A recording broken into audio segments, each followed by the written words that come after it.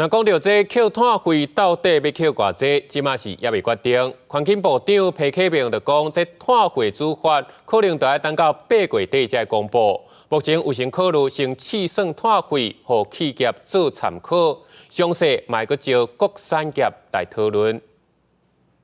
报纸的标题写讲，为着要减扣碳费，新任环境部长裴启明表示，碳费是零嘛要收，敢讲碳费无要收钱啊。国民党立委质询时，问部长感觉甲碳费制度这台车驶出去咧？这个车一定要赶快开，纵使影子价格就是0也可以开。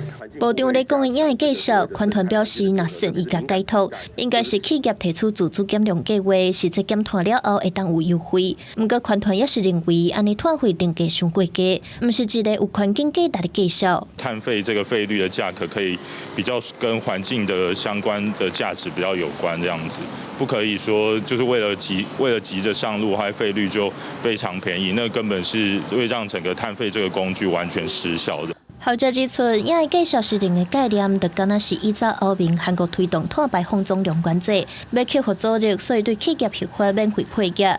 不过当年嘛引发款团批评，违反污染者负责的精神。这件事其实本身也是相当有争议，大部分这些国家在执行这些都已经是很久以前了。那其实近年来我们看到整体世界趋势是不断的在把这个碳定价价格往上提升。环境部搁再强调，碳费定价是由审计委员会决定。部长的讲法重点不是伫咧介绍。对费率这未定啊，那我们只是表达说，希望这个制度能够尽快启动。透早人伫行政院会裴启明以文字回应，伊强调迄段话件爱听完整，是讲碳费制度内面有真侪审核甲运作流程的细节，过来也未实际做过，希望一旦量早推动。记者综合报道。